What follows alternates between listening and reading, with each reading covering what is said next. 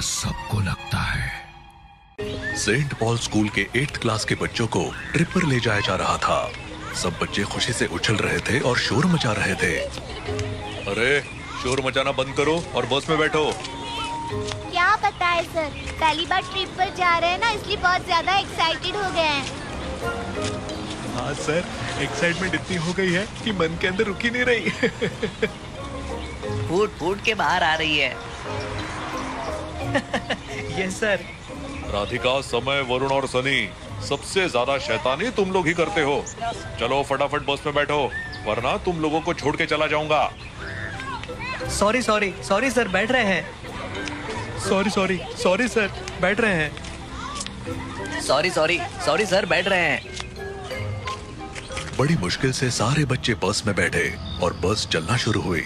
Driver ने music चालू कर दिया तो सभी बच्चे एंजॉय करने लगे। अंधेरा हो चला था और बस घने जंगल के रास्ते से गुजर रही थी, लेकिन बच्चों का ध्यान इन बातों पर कहाँ था।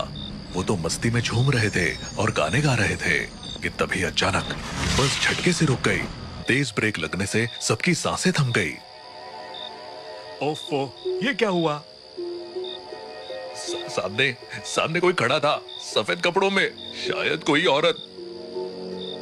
सभी बच्चे और शर्मा सर बस की खिड़की से झांकने लगे, लेकिन बाहर कुछ भी नहीं था।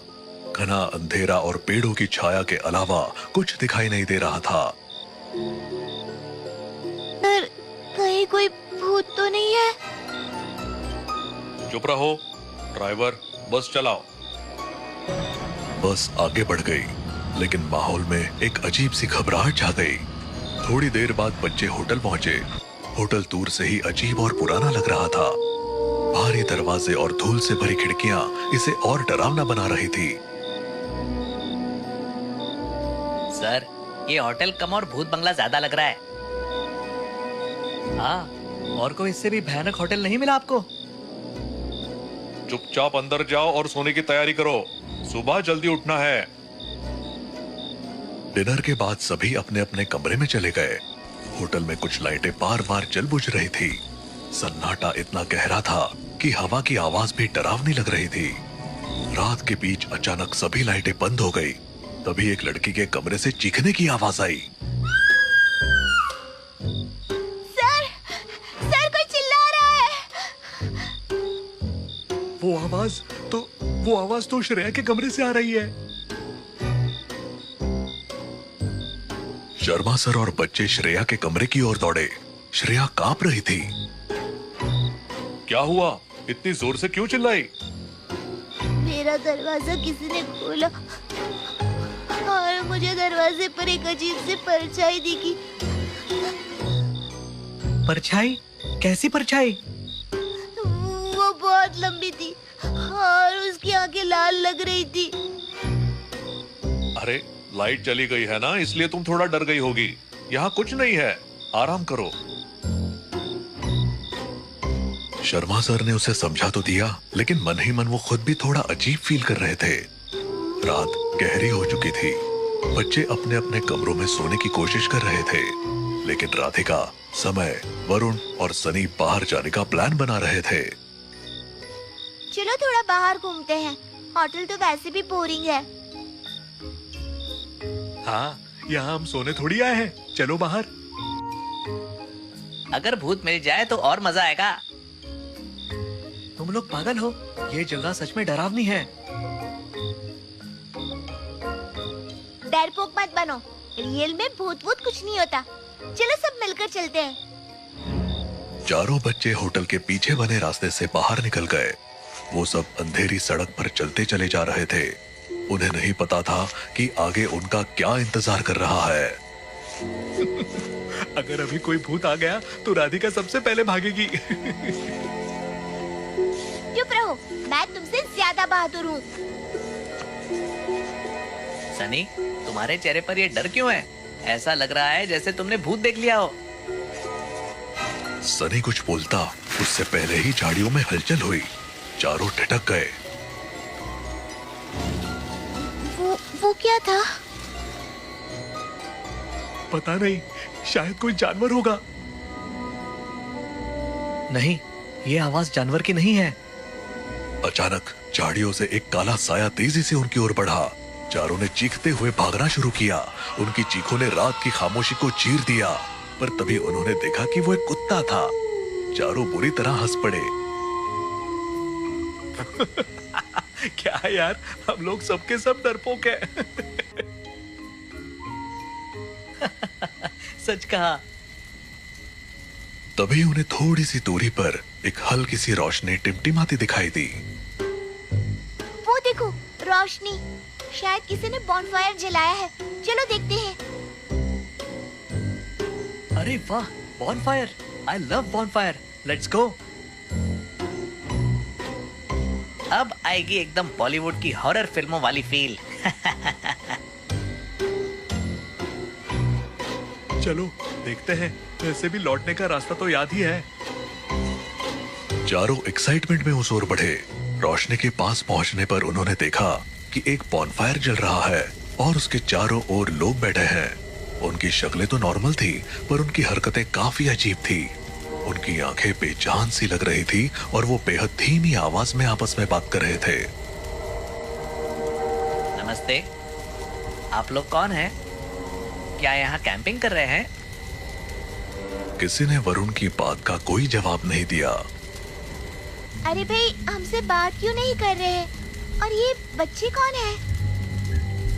एक आदमी धीरे से उनकी ओर मुड़ा और बोला, बैठ जाओ। चारों बैठ गए।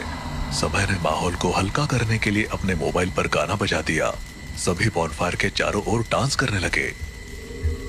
ये लोग तो डांस में भी अजीब लग रहे हैं, जैसे उनके पैर ठीक से जमीन पर टिके ही नहीं हैं। अरे छोड़ो, शायद थक गए होंगे। डांस करते हुए वरुण को टॉयलेट की जरूरत महसूस हुई। वो बॉनफायर से थोड़ा दूर झाड़ियों में चला गया, लेकिन कुछ ही पल में उसकी एक जोरदार चीख ने सबको हिला दिया। ये वरुण की आवाज है। जल्दी चलो। तीनों झाड़ियों की ओर दौड़े। वहां पहुंचकर उन्होंने देखा कि वरुण गायब था। चारों तरफ सिर्फ सन्नाटा था। अचानक बॉनफायर के पास बैठे लोग खड़े हो गए और धीरे धीरे उनकी तरफ बढ़ने लगे। उनके चलने का तरीका अजीब था, जैसे वो हवा में तैर रहे हो। वो सब अचानक बहुत अजीब तरह से मुस्कुराने लगे थे। यहाँ से भागो, ये लोग नॉर्मल नहीं हैं। लेकिन वरुण, उसे छोड़ नहीं सकते। पहले खुद को बचाओ, वरना हम भी फंस जाएंगे। तीनों ने वहां से भागने की कोशिश की, लेकिन रास्ता जैसे गायब हो गया। चारों ओर सिर्फ घना अंधेरा था। तभी उन अजनबियों में से एक ने कहा, तुम लोग यहाँ से नहीं जा सकते। अब तुम्हें हमारे जैसा बनना होगा।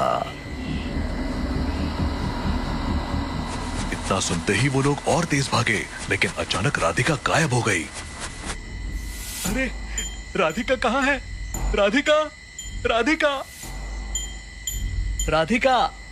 समय और सनी ने उसे हर जगह ढूंढा, लेकिन उसका कोई पता नहीं चला।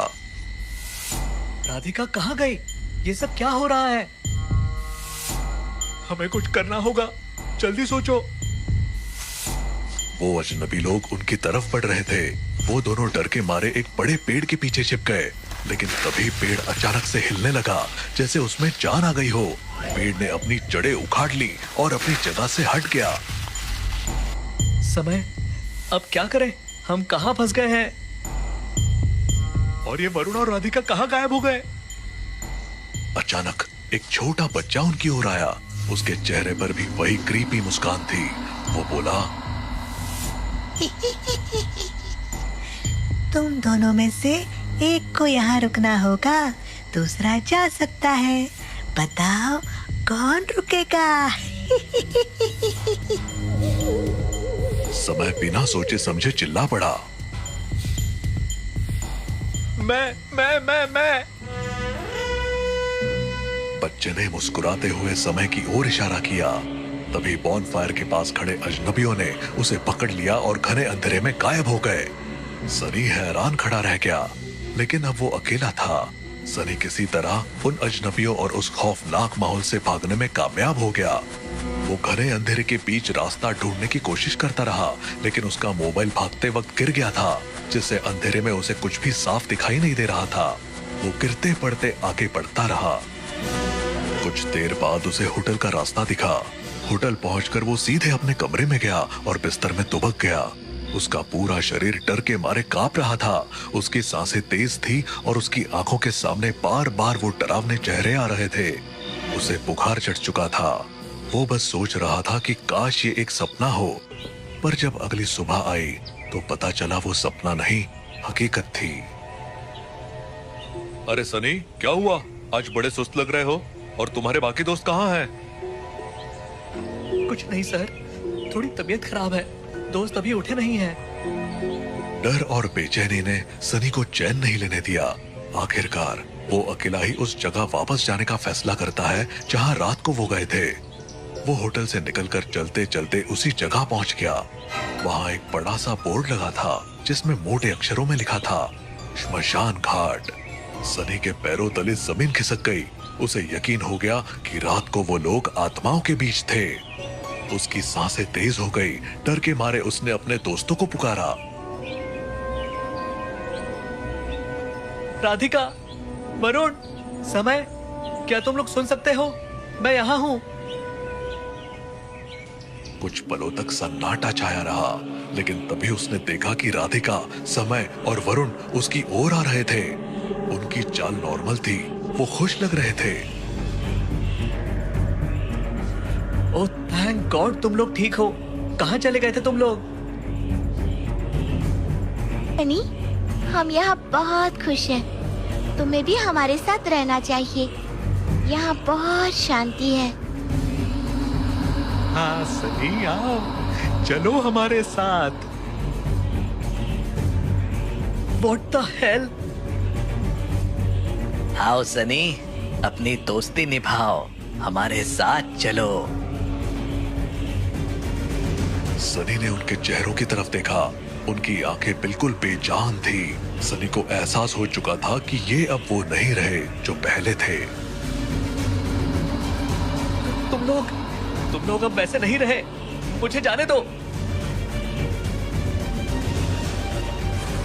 तीनों उसकी तरफ बढ़ने लगे।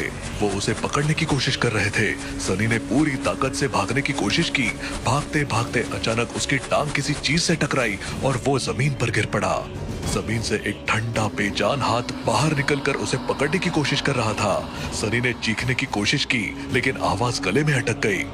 आखिरकार उसने एक जोरदार चीख मारी जो पूरे श्मशान घाट में गूंज उठी और फिर वहां सन्नाटा छा गया।